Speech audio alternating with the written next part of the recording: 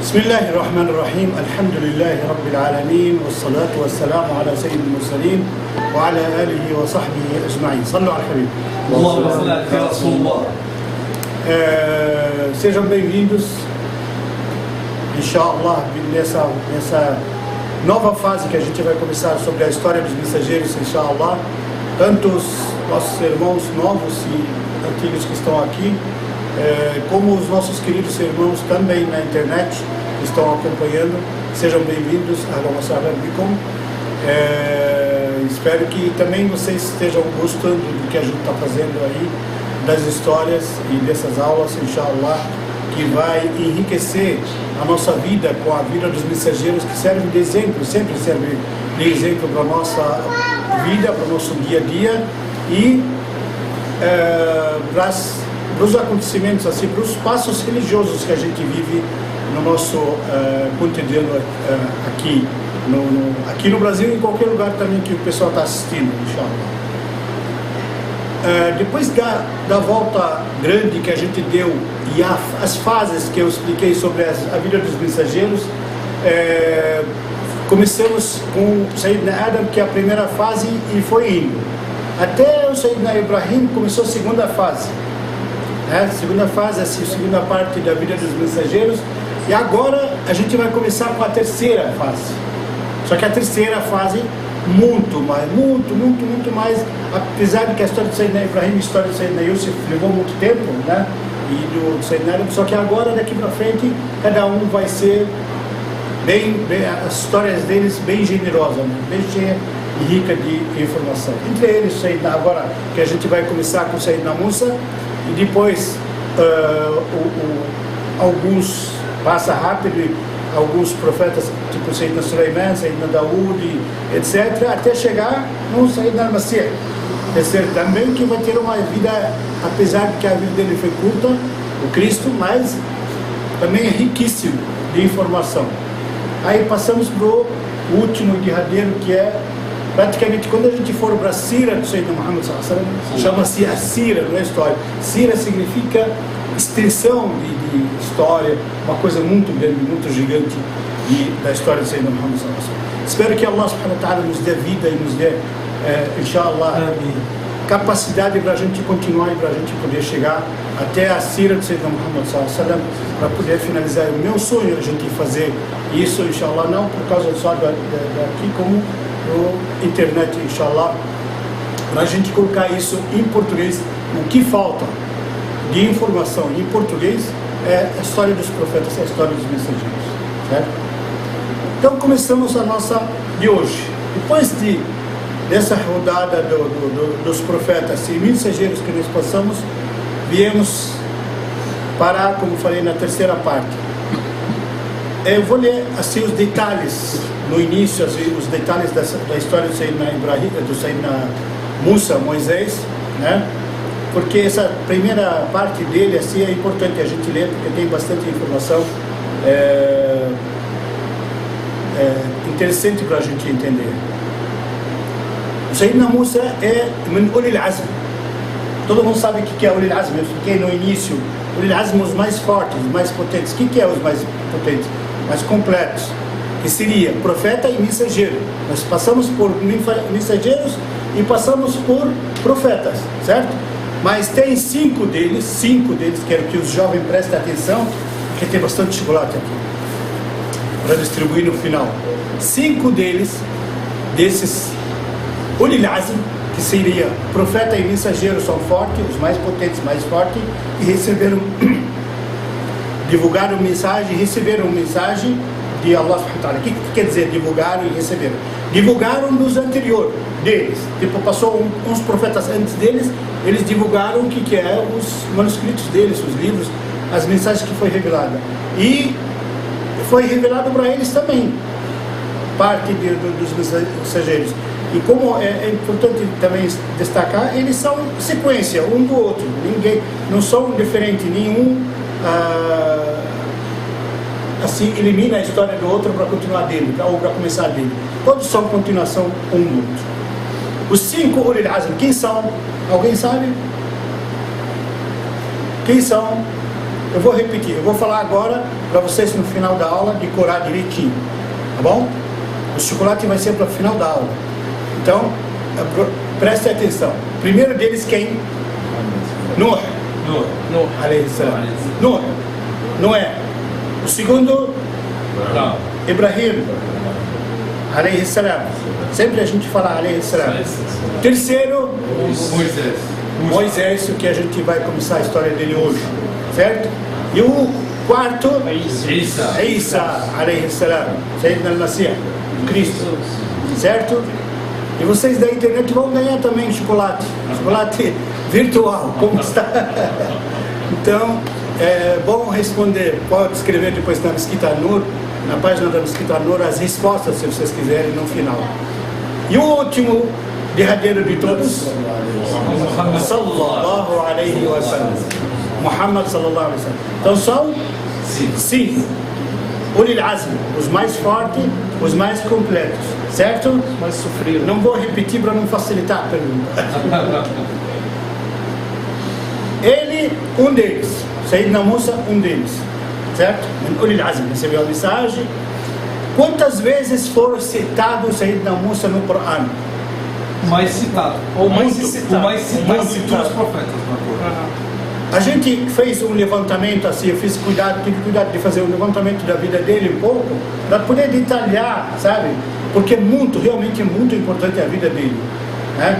Pela informação e pelas leis que ele trouxe para a gente. Muitas das leis que nós temos, os 10 mandamentos, os 10, no caso, como é que fala aí? Mandamentos são dele, leis. Né? Um deles, dente por dente e olho por olho. O roubo, bastante coisa. Então é muito importante na nossa vida, Sayyidina Musa. Foi citado no Alcorão Sagrado 73 vezes. 73 vezes.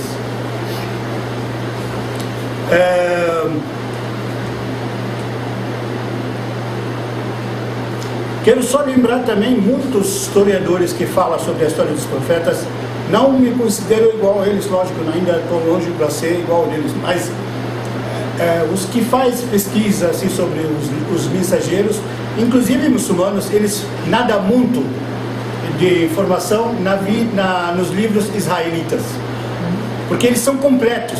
Tem dados, tem datas, tem locais, mais do que o nosso. Só que a gente tenta ter cuidado só pegado ao Corão Sagrado, para poder, só da história islâmica mesmo, né? Para a gente poder esclarecer, porque se a gente for correr atrás de outras histórias, está cheio na internet, né? Está cheio de outros também religiões.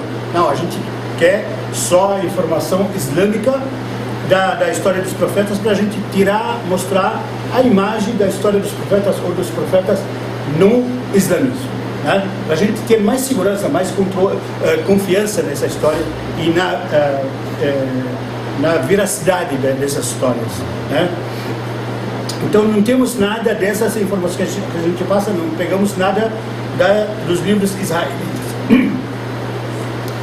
O Sayyidina Musa era famoso Musa ibn Imran, filho de Imran, né?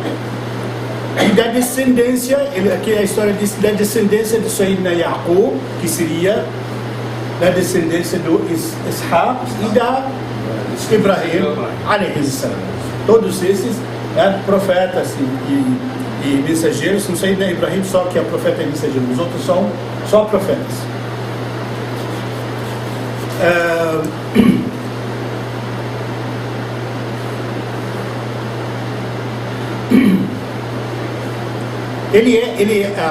A fisionomia dele, aqui cita a fisionomia dele muito forte, era muito forte, muito gigante o corpo dele, e era negro, a cor negra dele, era de descendência negra, dos povo judaico, mas era negro. Ele tinha uma falha, um pouco falha na fala dele, tanto é que quando recebeu a mensagem, ele pediu para Allah o quê? O auxílio do irmão Harun, para ter o irmão Harun, porque o irmão dele, Harun alayhi salam, era mais claro nas falas, era mais rápido nas falas, tanto é que o faraó, quando falou para o povo dele, olha só, tirando só, olha só, quem é o mensageiro de vocês? Olha só, nem sabe falar direito, não consegue se expressar. ele cortava, sabe, hoje talvez seja parecido com um gago, alguma coisa assim. Cortava, subhanallah, só que quando ele falava de religião, ele não gaguejava, subhanallah.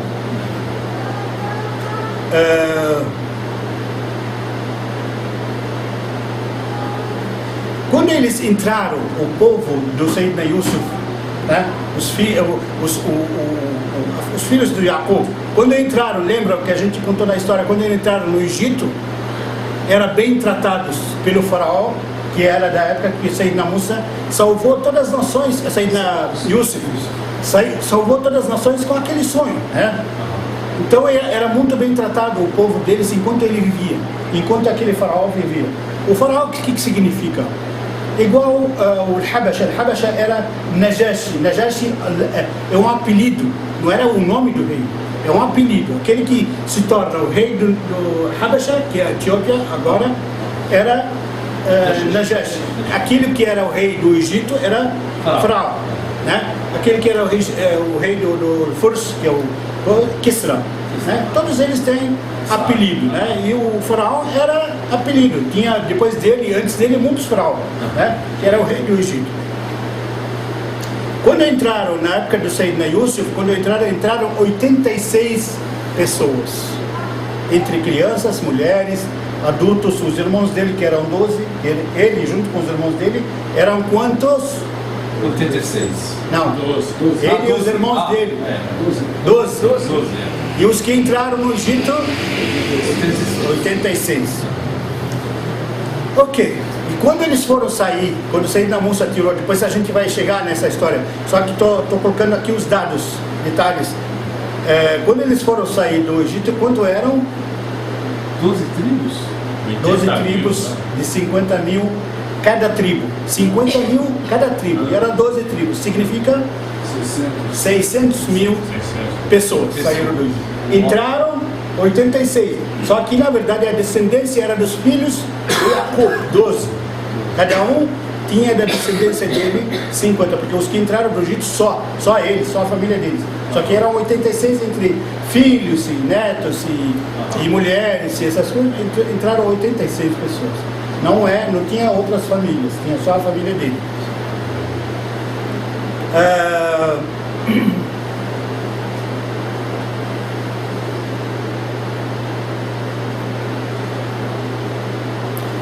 Na época do Sayyidina Yusuf também, o faraó, só para ter uma informação, chamava Rayyan ibn al-Walid. Rayyan ibn al-Walid, esse faraó que existia na época do Sayyidina Yusuf. E ele tratava muito bem a família dele, e tratava muito bem ele por ter salvado o Egito e todas as nações em volta, né? Aí depois dele, lógico, morreu o Sayyidina Yusuf, morreu o Sayyidina Jacob, morreu aquele faraó. Aí depois dele começaram a vir os faraós e mudaram, lógico, mudaram muitos. Vieram logo em seguida, aquele que veio depois desse Rayyan, logo em seguida começou a judiar do povo de Israel. Por quê? Começou a judiar, eles tinham ódio deles. Por quê? Aquele faraó que tratou bem deles começou a se convencer da religião, não se converteu, mas começou a se convencer da religião e acabou menosprezando e tirando coisas dos monges da religião dele, né? Teve um conflito bastante, então muita gente teve ódio e ele era sempre contra o irmão dele por esse tratamento. Só que ele prometeu, quando ele assumir, ia modificar a situação, e modificou mesmo. E daí para diante, cada vez que vinha um, era pior que o outro, né?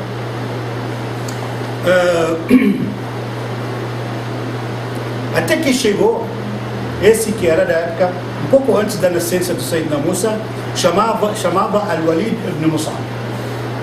Quando chegou, esse era o pior de todos, pior espécie de todos. Era muito ruim, muito ruim. Chegou a fazer, ele achou que muito pouco está sendo feito contra o povo de Israel. Ele queria fazer mais, queria fazer pior. Começou a dividir o Egito em camadas sociais, certo?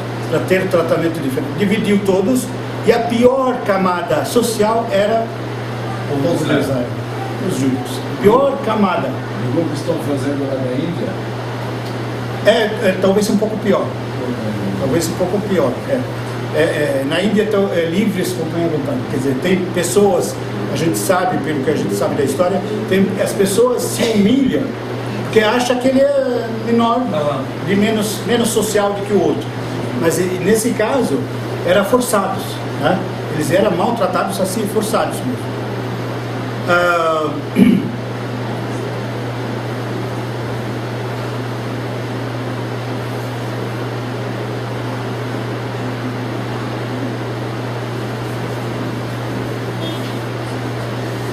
Até que um pouco antes saída do acontecimento, surgiu um acontecimento assim meio de passagem. O faraó, ele queria uma mulher, ele pegava, né? Ele pegava, porque para ele, sem casamento, sem nada, pegava para ele como escrava e usava ela, né? Do jeito que ele quer. Ele viu uma mulher linda demais, e muito jovem. Ele queria ela. Aí o pai dela falou, não, eles são restos dos religiosos do Egito. Essa família. Restos que ainda seguia, parecia que seguia a época de Sayyidina Yusuf. Ainda havia restos. Porque muita gente até se converteu com Sayyidina Yusuf, né? E essa família, essa moça era muito bonita e muito religiosa. Ela, principalmente, muito religiosa. Aí o faraó queria ela. Aí o pai dela falou, não, como escrava não. Pode matar, pode fazer. Porque ele matava, se desobedecia, matava. Pode fazer o que você quiser, mas levar ela como escrava, não. Você quer ela, você casa com ela. Casamento normal, com dote, com oficial. Para ficar na sua casa como esposa, não como escrava. É lógico, como esposa é outro tratamento, outra vida, né? E realmente ele aceitou. Era muito bonita, ele queria de qualquer jeito. Ele aceitou ela. Quem era? Ásia. Rasul sallallahu alaihi wasallam, Sayyidina Muhammad sallallahu alaihi wasallam, arrepiou quando falo disso. Ele falou assim: "Kamula min ar-rijali kathir, wa lam yakmal min an-nisa illa arba." Se completaram na fé e como pessoas de homens na terra, muitos, mas de mulheres, só 4. Se completaram na fé, muito forte. A primeira deles era Ásia. A primeira era Ásia. A segunda era Maria. Prestem atenção nesses dados, hein? A primeira das 4 mulheres completas, perfeitas da terra, Ásia. A segunda, Maria. A terceira, Khadija, esposa do profeta sallallahu alaihi wasallam. E a quarta, Fátima Zahra, a filha de Muhammad sallallahu alaihi wasallam. Sallu al-Habib. Então, casou com ela. Ela aceitou, ela não queria também. Quando o pai dela veio dar a notícia, ela não queria. Só que o pai dela falou para ela, olha, ele vai casar com você com respeito. Se você não quiser, não tem problema. Só que já espera, já sabe o que ele vai fazer. Ele vai matar você primeiro, depois vai matar todos nós, toda a família, né? Se quiser, não tem problema, não vou te forçar a nada. Eles eram religiosos, né? Eram dignos, não como hoje. Muitas pessoas falam árabe ou muçulmano, planeja o casamento da filha quando nasce. Como o Muhammad planejou o casamento da Maria, né? Ou prometido, como falam por aí. Isso tudo mentira, isso tudo falso. A opinião dela em primeiro lugar, quando ela crescer, ela tem que ter a opinião dela, aceitar ou não aceitar. Isso é essencial, isso é, até antes, a gente fala e dá exemplo da gente como da época dos profetas, porque nós sentimos e temos certeza e temos fé disso, que somos sequência desses mensageiros e profetas. Não consideramos que somos diferentes, não. É outra religião, não, somos sequência dessa religião. O Islã, no início de ser nada, até hoje, é Islã, né? Então ninguém promete e ninguém planeja. Está aí a prova do casamento da Ásia alayhi salam. Casou com ela, só que não, por bom tempo não tiveram filhos. Esse faraó, ele chegou no extremo dizendo para o seu povo, eu sou o próprio Deus. ele não aceitava mais, não se contentava mais com o rei, com o faraó, era rei dos reis da época do local, né? Ele não se contentava. Imagem de Deus na terra. Ele achava que era a imagem de Deus e era o que dava e que matava, o que fazia o que quer. Então, era o essencial, mas ele não sabia do futuro, nem do presente, nem do que passou. Tanto é que nessa época, quando ele começou a declarar leis e falar que ele é Deus e proibido alguém falar, adorar alguém além dele, sonhou um sonho. Mas nem o simples sonho como Deus, ele não sabia desvendar o sonho dele. O que ele fez? Todos eles tinham a camada de mágicos e de pessoas que interpretavam sonhos, e ainda quando eles queriam fazer guerra, alguma coisa, eles consultavam eles se vão vencer ou não, se é hora de atacar ou não, né? Aí ele sonhou um sonho. O que é esse sonho? Ele sonhou, olha a diferença dele e do outro sonho. Ele sonhou que um fogo, uma chama de fogo gigantesca, que ele não via os lados, sabe? Era enorme. Por todo lado que ele olhava, fogo, vindo da Terra Santa, de Jerusalém. Um fogo gigante. Veio e não deixou nenhuma casa no Egito, não queimou. Queimou tudo, com tudo que tinha. E o estranho é que quando passava fogo assim para frente, cada vez passava uma camada de casas, as casas dos judeus e do povo de Israel estavam inteiras. Só do povo do Egito. Só do povo do Egito que era eliminado. Aí ele precisava desvendar o sonho, né? E adivinha o que a resposta do sonho veio para ele?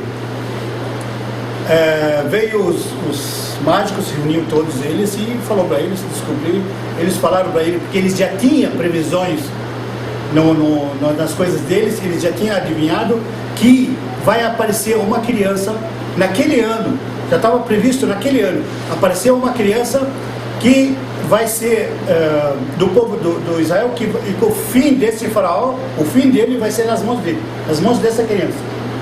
Ele ficou louco. Como? Eles falaram para ele, esse fogo que veio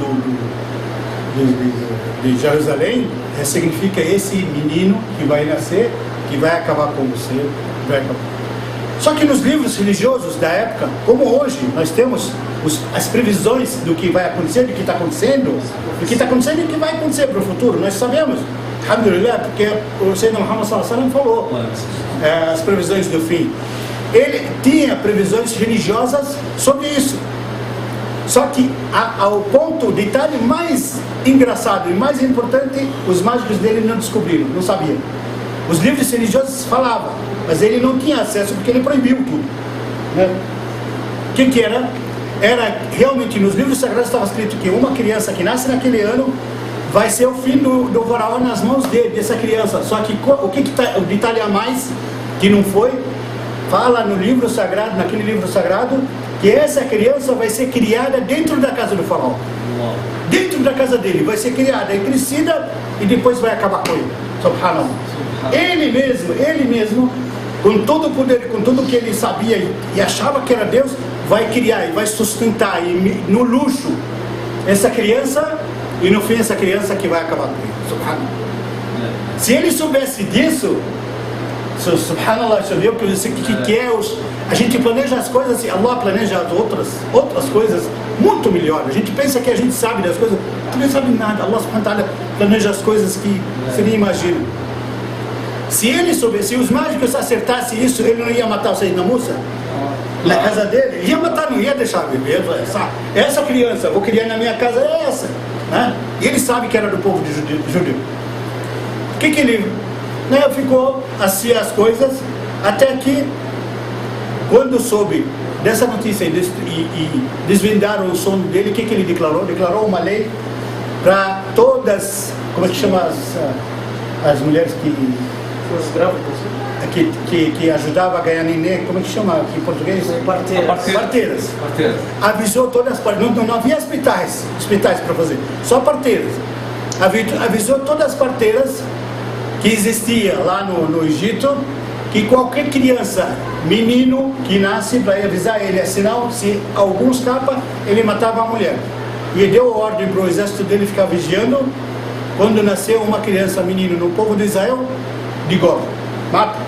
Sem pensar, mulher deixa, criança, homem pode matar. Aí eles foram e mataram e tudo. E a mãe de Sayyidina Musa estava grávida nesse ano. Estava grávida para ter o filho. Quando declarou essa lei, ela escondeu. Não deixou ninguém saber. Só as pessoas íntimas da família sabiam que ela estava grávida. Porque se as parteiras eram do povo do judeu, mas elas não tinham coragem, lógico. Se ela esconder e ele descobrir, ele vai matar ela. Então ela tinha que falar.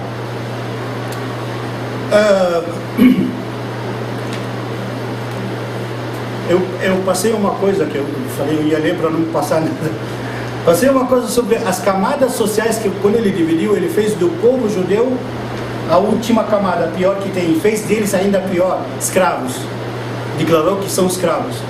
Todos que ele queria, escolheu para o palácio dele, para todos os lugares que ele quer para trabalho, e o resto falou para a camada mais alta, autorizados, pode pegar eles como escravos para vocês. Quer homem, quer mulher, quer criança, pode pegar. Livre. Voltamos para a história da mãe de Sayyidina Musa. Subhanallah, logo de cara tem um milagre gigante. Logo de cara, quando ela estava grávida dele, né, como vai nascer, ela preocupada, não dormia, preocupada, o que ela vai fazer com o filho? Né? Se um soldado passar perto as casas eram pequenas, se era muito do lado da rua, passar a escutar choro de criança, o que ela vai fazer? Ele vai querer entrar e ver. Não tinha.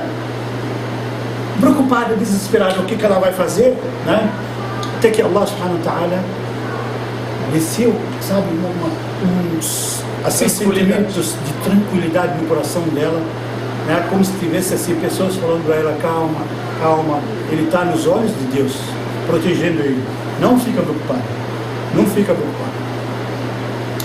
Até que, né, quando estava perto de ganhar o neném, veio também a voz e falou para ela, calma, tenha ele com maior tranquilidade e dá de mamar para ele tranquilo, até que você sente perigo. Se houver qualquer perigo, subhanallah, Allah subhanahu wa ta'ala está planejando, está tudo planejado, o percurso dele, como ele vai ver, como ele vai e volta e tudo.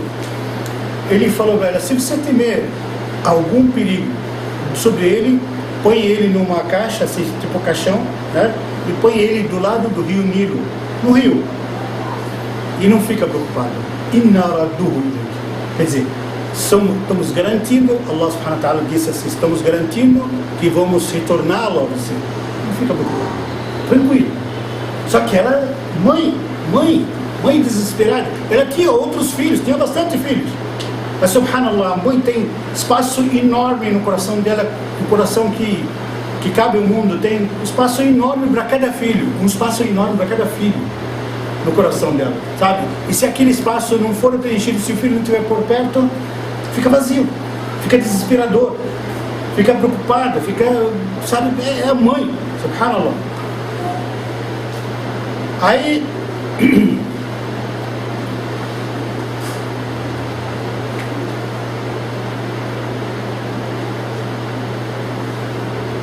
teve um filho, começou a dar de mamar e só a família sabia.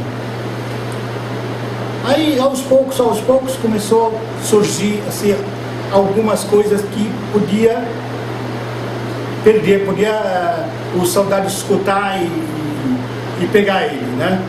Ela sentiu o perigo, ela sentiu realmente, como aquela voz falou para ela, sentiu o perigo, colocou ele numa caixa, assim, tipo caixão, cobriu, bem protegido, e colocou no rio. Mas ela fez um detalhe a mais. Ela falou para a irmã dele, irmã jovem, Taqassa, quer dizer, acompanhe ele, deixou ele no rio e o rio foi levando, acompanhe ele, né, e vê o que vai acontecer com ele. Aí a irmã realmente, de longe, do lado escondido, assim, de um jeito escondido, ficou acompanhando o rio e foi levando até chegar no outro lado. Do outro lado, o que é? Que faz parte do rio, assim, sabe aquelas mansões que que vai até a lagoa, que tem as lanchas, que tem não sei o que lá, não tinha lancha, mas é mais ou menos parecido, né? Que cada palácio, cada mansão tem abertura para aquilo lá, para as pessoas. Quem era? Do faraó. Quem que estava lá no rio? Ásia. Ásia. Ela estava lá, a esposa do faraó. Ela ficou encantada, porque não tinha filho, passou uns anos, não tinha filho, ficou encantada com aquela criança. Pegou, levou assim, enrolou e começou a cuidar dele com o maior carinho, né? Aí ela falou para o faraó, por favor, essa criança, principalmente essa criança, não vai te fazer mal. Ele viu pela fisionomia dele, não é do povo do Egito, é hebraico, né? Sabia que era judeu. Aí ela falou para ele assim, nunca tinha pedido, porque ela não suportava, ela vivia com ele, mas não suportava ele. Então nunca, sabe quando você está convivendo com uma pessoa que olha para você torto, olha para você, sabe, está vivendo sem querer, forçada com você, aí você quer alguma coisa, né, de favor para agradar ela, para poder conquistar um pouco do carinho dela, né? Então esse faraó queria isso, né? Subhanallah, olha como surgiu na hora certa. Aí ela falou para ele, deixa ele viver, qurratu aynin li wa lak, né? Quer dizer, ele pode ser assim, como se fosse, se diz, ditado, luz dos nossos olhos, assim, para mim e para você. Ele falou, para você pode ser, deixa ele para você, para mim não quero. Já tenho filhos, já tenho assim, suficiente, não quero esse, porque por causa da cor também, negou. Aí ela falou, tudo bem, deixou, subhanallah. Só que aí, Allah subhanahu wa ta'ala, olha cada milagre que acontece, subhanallah. Isso mostra pra gente que a gente se entregar para Allah subhanahu wa ta'ala com a nossa fé, de tudo, em tudo que a gente tem, de força assim, de potência, Allah subhanahu wa ta'ala nos protege, Allah subhanahu wa ta'ala nos corresponde, wallahi. Mas precisa, a sua fé total, se entregar para Allah subhanahu wa ta'ala. E a mãe dele estava desesperada, já estava na rua desesperada, ela queria gritar, queria falar, só que algo vinha e acalmava ela, subhanallah. Aí a esposa do faraó começou a tratar, trazia as mulheres, trouxe praticamente todas as mulheres que tinha ganhado neném naqueles dias para dar de mamar para ele. E ele só chorava e não pegava nenhum peito, nenhum. Subhanallah. Já estava emagrecendo. Passou um dia, passou outro. Ficaram desesperados, né? E ela principalmente ficou desesperada, ela precisa sustentar a criança, não pega, sabe? Eles saíram no outro dia no mercado, a caça de mulheres. Qualquer mulher que falava que ganhou neném, eles falavam para ela, experimenta, pelo amor de Deus, vê se ele pega. Não pegava.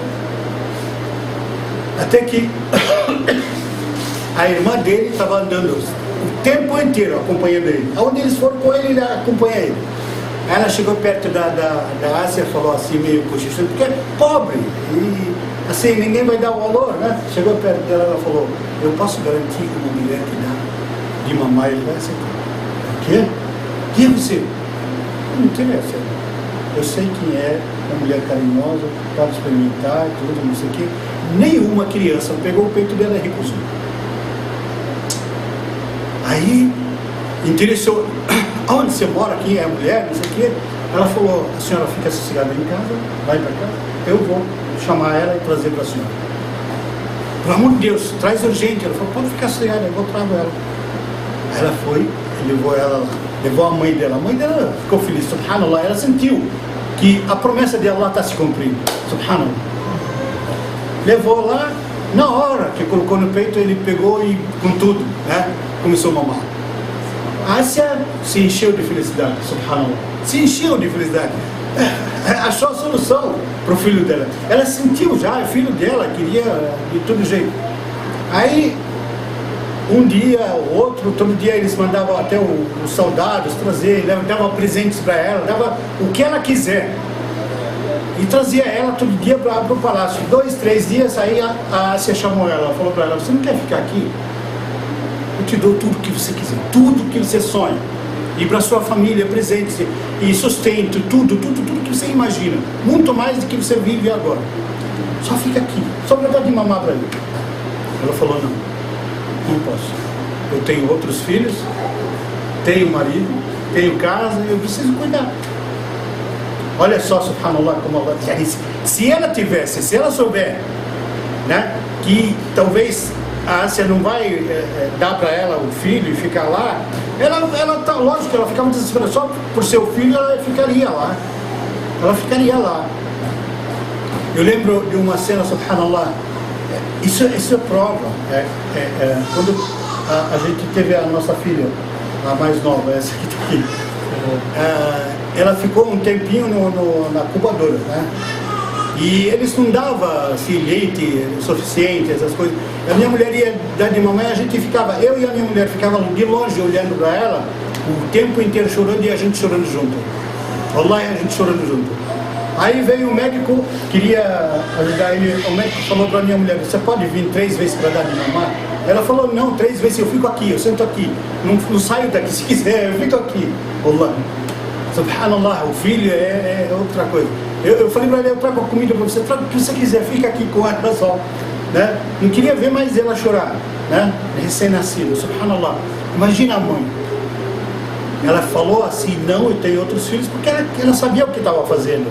Ela queria levar e educar ele da forma do povo de Israel, da forma religiosa. Ela era religiosa. Levou ele. Aí a Ásia falou para ela, tudo bem, toma, quanto você quiser, só quero ver ele todo dia.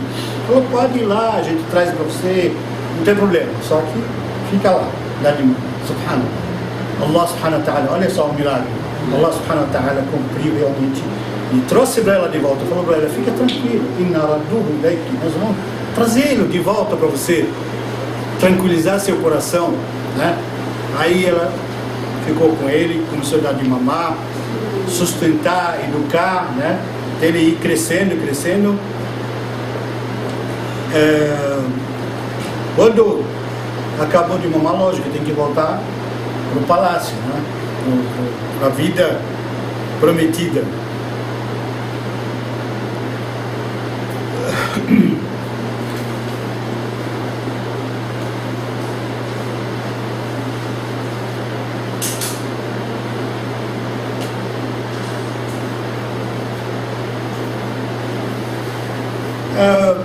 Voltou para o palácio, já mais ou menos assim, menino já sustentado, tranquilo, forte, né, do leite da mãe, da própria leite da mãe dele, não era leite, né, qualquer. E outra coisa, isso é bom para a gente servir, para a gente dar como exemplo. Só eu lembrei disso, assim, falando da história, eu lembrei disso. Leite materno é super importante, é muito bom, é essencial na vida das crianças. Mas a visão religiosa, que quando uma mãe dá de mamar para outro filho, para outra criança que não seja filho dela, se tornou esse filho ou filha irmão daquele que é do mesmo parto.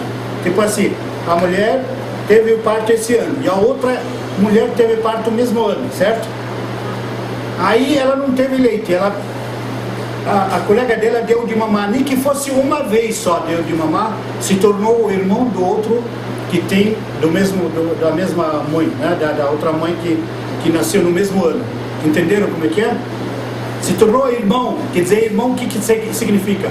Que o mesmo que as leis para o irmão normal, serve para esse irmão. Proibido casar, certo? Se for irmão e irmã, certo? Proibido casar, proibido ter nenhum tipo de relacionamento, né? Irmão mesmo, irmão perfeito, né? Os outros irmãos, vamos supor, essa menina teve outros irmãos antes dela, isso não é haram, isso para essa criança que é irmão dela, não é haram, pode ter relação, pode casar, mas essa irmã, essa daí é haram. Eu só quero, antes de finalizar um pouco, citar isso. Hoje, infelizmente, no Ocidente, não só no Brasil, no Ocidente, existem essas campanhas do banco de leite materno e doação, certo?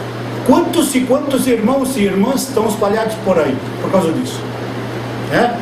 Vai uma mãe, vai lá no banco de leite e pega um pouco de leite do filho dela. De quem? Ninguém sabe. Futuramente ele pode casar com a irmã dele, sem ele saber.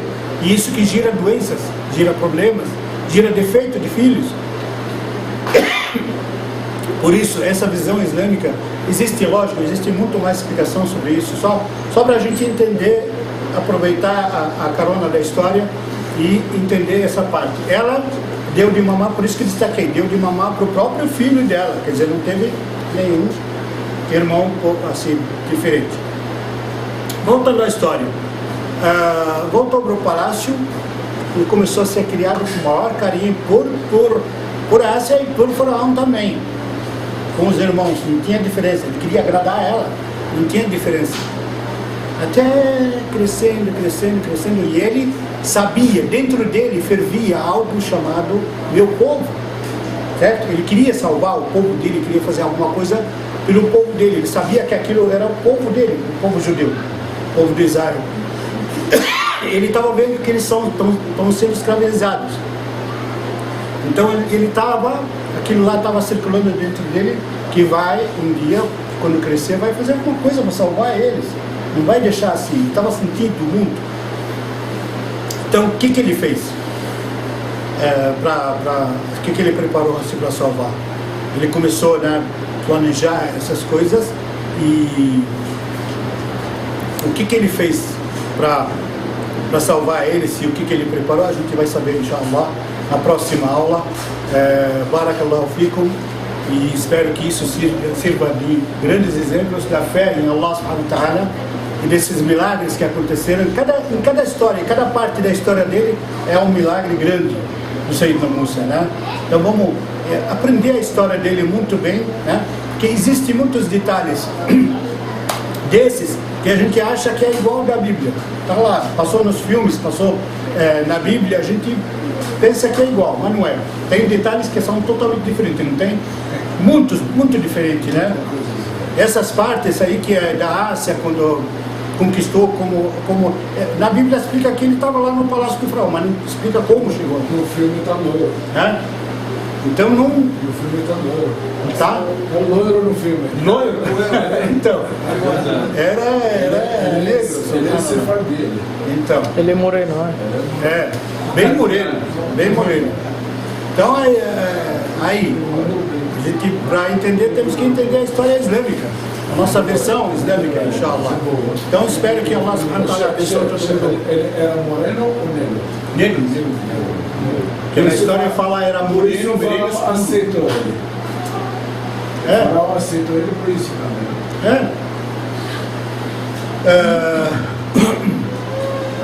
Como falei, só para encerrar os queridos da internet, porque o chocolate só para o povo daqui, Barakallahu fikum, muito obrigado, e acompanhem sempre essas nossas histórias pela Mesquita Anur e pela Rádio Islam BR e TV Islam BR também, que a gente posta logo em seguida na Rádio e TV Islam BR. Muito obrigado, assalamu alaikum wa rahmatullahi wa barakatuh.